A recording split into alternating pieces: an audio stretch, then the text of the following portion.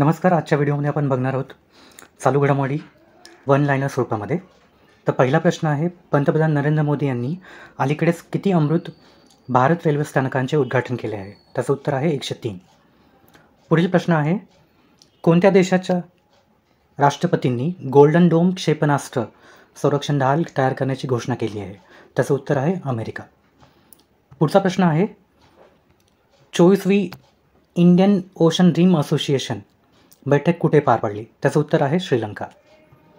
पुढील प्रश्न आहे, 16वी आशियाई सिंहगणना कोणत्या राज्याच्या वन विभागाने प्रसिद्ध केली? त्याचं उत्तर आहे गुजरात. पुढचा प्रश्न आहे, आंतरराष्ट्रीय जैवविविधता दिन कोणत्या दिवशी साजरा केला जातो? त्याचं उत्तर आहे 22 मे.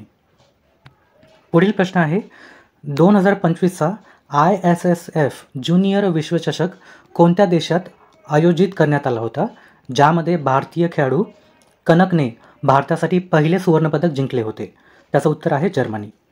पुढील प्रश्न आहे, कोणत्या राज्यात युथालिना मॅलाकाना या फुलपाखराची एक नवीन प्रजाती सापडली आहे? त्याचं उत्तर आहे अरुणाचल प्रदेश.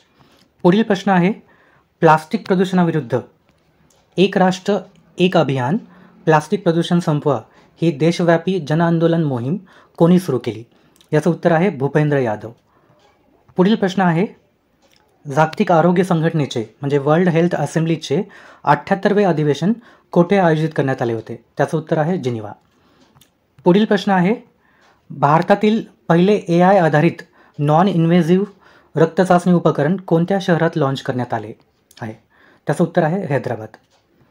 पुढील प्रश्न आहे, 21 मे 2025 रोजी फिफाचा कोणता स्थापना दिन साजरा करण्यात आला? त्याचं उत्तर आहे 121वा.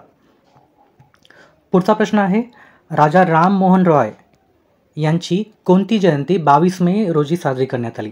त्याचं अचूक उत्तर आहे 253वी. पुढचा प्रश्न आहे, जागतिक हायड्रोजन शिखर परिषद 2025 कोणत्या देशात आयोजित करण्यात आली होती? त्याचं अचूक उत्तर आहे नेदरलँड्स. पुढचा प्रश्न आहे, खालीलपैकी कोणाची गुप्तचर विभागाच्या अध्यक्षपदी नियुक्ती करण्यात आली आहे? त्याचं उत्तर आहे तपनकुमार डेका.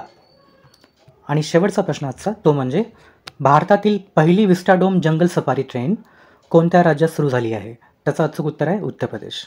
तर हे होते आजचे चालू घडामोडी वन लाईनर. धन्यवाद.